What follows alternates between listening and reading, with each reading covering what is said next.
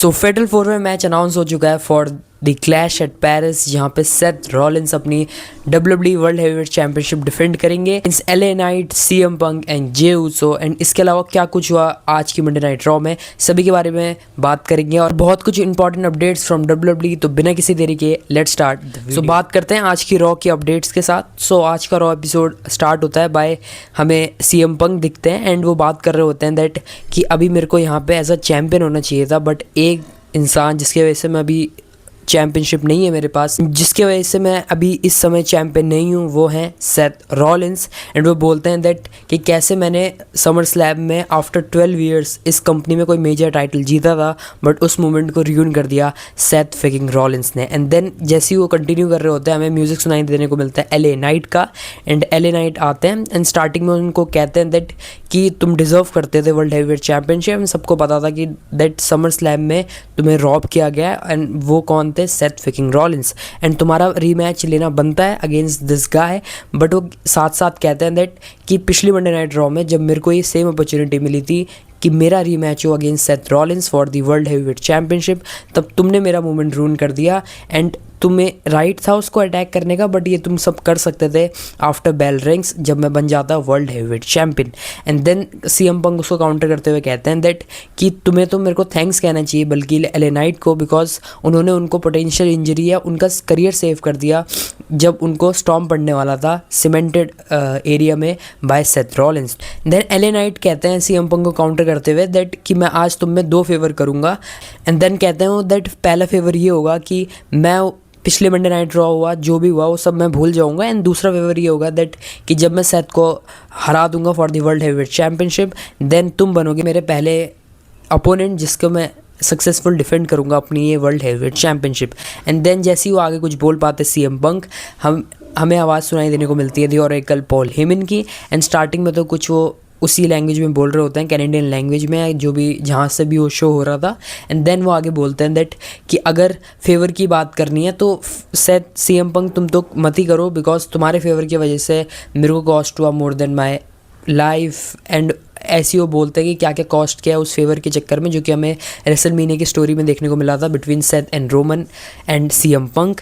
And then Paul Heyman जैसे ही कुछ आगे बोल पाते हैं तभी उनको इंटरप्ट कर देते हैं CM पंक एंड कहते हैं दैट ये क्राई बेबी की तरह हरकतें करना बंद करो। एंड अगर ये सभी चीज़ें लेट करती हैं एक tag team match between LA Knight and CM Punk versus Bron Breakker and Bronson Reed, and जो कि हमें देखने को मिला at the Monday at main event of this Raw. And then इसके बाद हमें देखने को मिलता है सेगमेंट बिटवीन, देन हमें देखने को मिलता है एक match between AJ Styles and Dragon Lee against Dominik Mysterio and Americano, जिसने जो कि लीड करा था बिकॉज पिछले मंडे नाइट रॉ में अमेरिकानो ने अटैक कर दिया ड्रैगन ली को, जिसकी वजह से डोमिनिक मिस्टीरियो मैच जीत गए थे। एंड मैच की बात करें तो थोड़ा सा मेरे को एक्सटेंडेड मैच लगा, खिंचा हुआ मैच लगा, अनइंटेंशनली, पता नहीं कि उसको लंबा खींच रही थी WWE।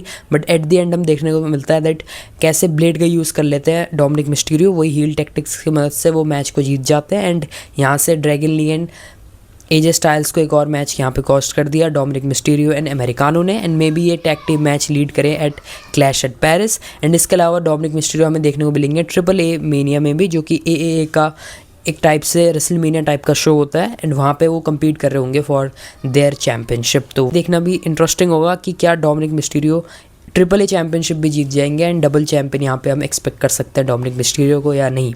इसके अलावा हमें मैच देखने को मिलता है between Rusev and Sami Zayn, जो कि लीड करा था पिछले मंडे नाइट रॉ में, जहाँ पे हमें शेमस एंड रूसेफ का मैच देखने को मिले थे। एंड ये दोनों ही ऑल आउट चले गए थे, अरीना बैक स्टेज सब जगह अटैक कर रहे थे, यानी सैमी ज़ेन को भी अटैक कर लेते हैं।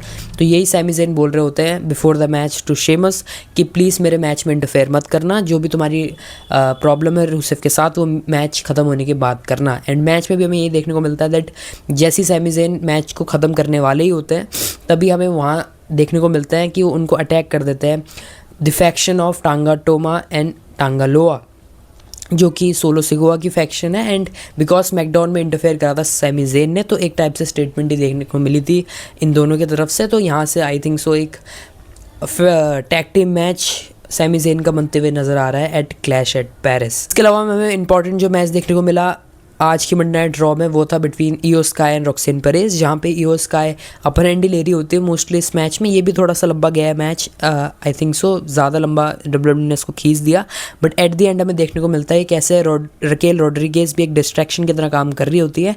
तो ऑड्स को इवन करने के लिए हमें यहाँ पे कोबुका वॉरियर्स की तरफ से भी इंटरफेरेंस देखने को मिलती है, but at the end unintentionally वही इंटरफेरेंस कॉस्ट कर गई इयो स्काई को द मैच, जहाँ पे रोल अप के थ्रू रॉक्सेन पेरेज ने मैच में विक्ट्री ले ली। एंड मे भी यहाँ से कोई एंगल दिखा सकते हैं डब्ल्यूडब्ल्यू बिटवीन इयो स्काई और आस्का, और या हमें रिया रिप्ले इयो स्काई वर्सेस कबूकी वॉरियर्स का भी मैच देखने को मिल सा है। ऑल दो अभी ये सेम लाइन में है, but maybe WW future में इनके एक ब्रेकअप या इन दोनों टीम के बीच टेंशन दिखा सकती है। बट यहाँ से तो आई थिंक सो इयो स्काई का या तो आस्का या रिया रिप्ली के साथ 1-on-1 मैच हम एक्सपेक्ट कर सकते हैं एट क्लैश एट पेरिस। इसके अलावा बात करते हैं सीधा मेन इवेंट में। ज़्यादा आज इंपॉर्टेंट चीज़ें हुई नहीं मंडे नाइट रॉ में। तो मेन इवेंट था the match between LA Knight and CM पंक, जो कि टैग टीम मैच में compete कर रहे थे against Bronson Reed and bronze Breakker. And यहाँ मैच की बात करते हैं तो स्टार्टिंग में डोमिनेट करते हैं Bron Breakker and Bronson Reed, but जैसे मैच मोमेंटम पकड़ता है एंड यहाँ पे दिखा रहे थे WW hot tag for CM Punk. And जैसे CM पंक अंदर आते हैं वो थोड़ा मोमेंटम लेते हैं एंड क्राउड की तरफ से भी एक कमाल का रिएक्शन हमें देखने को मिला था। बट जैसे ही एट द एंड वो मैच ख़त्म करने वाले होते हैं हमें अटैक देखने को मिल जाता है सेथ रॉलिंस का, जो कि हमें बैक स्टेज दिखाए गए थे सेगमेंट में बिफोर द मैच। बट वहाँ वो बात कर रहे होते हैं जैसे कि वो अभी वो ब्रेक में जाएंगे आज के रॉ में एंड वो शो में नहीं होंगे, ऐसे दिखाने की कोशिश कर रही थी डब्ल्यूडब्ल्यू। बट सेथ यहाँ पे इंटरफेयर कर देते हैं and CM Punk and LA night दोनों को तोड़ने लग जाते हैं। बट उनकी मदद करने आते हैं, ऑड्स को इवन करने आते हैं जे ऊसो, एंड वो होते हैं स्टील चेयर के साथ। वो कम्प्लीटली अटैक कर रहे होते हैं Bronson Reed and Bron Breakker को, एंड तभी वो बाहर चले जाते हैं बैक रिंग साइड एरिया की तरफ।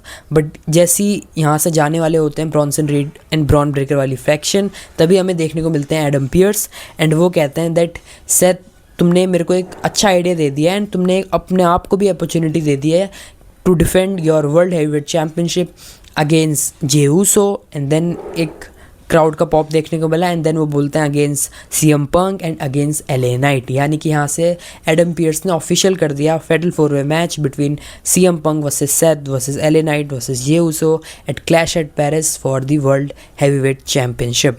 एंड यहाँ पे जो लोग फैंस एक्सपेक्ट कर रहे थे कि यहाँ पे मे बी रोमन हमें इस फेटल 4-वे मैच में देखने को मिले, तो अभी तक तो रोमन का कहीं मैच एडवर्टाइज नहीं हुआ है। बट जो क्लैश इन पेरिस का डब्ल्यूडब्ल्यू ने ऑफिशियल पोस्टर रिलीज़ किया था 1-2 दिन पहले, वहाँ पे सिर्फ एक ही सुपरस्टार बने हुए थे जो कि थे रोमन रेंस। तो यहाँ से साफ तो है दैट रोमन पार्ट होने वाले हैं इस इवेंट का, बट मे बी जो कि एंटिसिपेशन लगाई जा रही थी कि वो टैग टीम मैच में हो सकते हैं, बट यहाँ से डब्ल्यूडब्ल्यू ने तो एक कंप्लीट अपोजिट डायरेक्शन ही ले लिया है। तो मे बी यहाँ पे रोमन का एक सिंगल मैच ही डब्ल्यूडब्ल्यू प्लान कर रही हो अगेंस्ट ब्रॉन्सन रीड और ब्रॉन ब्रेकर, या 2-on-1 हैंडीकैप मैच भी हम एक्सपेक्ट कर सकते हैं, या एक सिंगल्स मैच भी इन दोनों में से एक सुपरस्टार के बीच डब्ल्यूडब्ल्यू जा सकती है। And maybe they will go with the idea of Bron Breakker and Roman at Clash at Paris, and maybe ये सारी चीज़ें लीड करे towards the Survivor Series War Games match, जो कि मैं पहले से भी बोल रहा था। तो ये भी देखना इंटरेस्टिंग होगा कि क्लैश इन पेरिस के बाद ये स्टोरी कहाँ से जाती है। बट अभी तो ये फेटल 4-वे मैच में रोमन एडवर्टाइज नहीं है। जो इंपॉर्टेंट अपडेट आई हमें डब्ल्यूडब्ल्यू की तरफ से, वो पहली अपडेट ये थी दैट कैरन क्रॉस को यहाँ पे एंड स्कारलेट को डब्ल्यूडब्ल्यू ने एल्यूमिनी सेक्शन में डाल दिया है। एंड कैरन क्रॉस ने भी एक प्रॉपर 1 आवर की डेडिकेटेड वीडियो डाली थी बताते हुए दैट कैसे उनका डब्ल्यूडब्ल्यू कॉन्ट्रैक्ट एक्सपायर हो गया एंड अब वो फ्री एजेंट बन चुके हैं। एंड वहाँ पे डब्ल्यूडब्ल्यू को थोड़ा उन्होंने सॉर्ट ऑफ क्रिटिसाइज़ भी किया एंड वहाँ पे बताया भी कैसे उनकी जो कुछ क्रिएटिव आइडियाज़ होते थे वो पिच करते थे डब्ल्यूडब्ल्यू स्टाफ की तरफ, बट वो हालांकि उतने एग्जीक्यूट नहीं किए गए एंड उनको ही बीच रास्ते में ड्रॉप कर दिया डब्ल्यूडब्ल्यू ने बहुत से प्लान्स उनके लिए। एंड मे बी कुछ लोग कह रहे हैं दैट ये पूरा वर्क भी हो सकता है डब्ल्यूडब्ल्यू का, ताकि जब ये वापस आए कैरन क्रॉस एंड स्कारलेट तो उनको एक और अच्छा रिएक्शन देखने को मिले फैंस की तरफ से। यहाँ से देखना इंटरेस्टिंग रहेगा कि एक पूरा वर्क है या एक ये स्टोरी लाइन का पार्ट है, या एक्चुअल में ये रिलीज़ हो चुके हैं, जो कि जेन्युइनली तो लग रहा है दैट एक्चुअल में इनका कॉन्ट्रैक्ट एक्सपायर हो चुका है।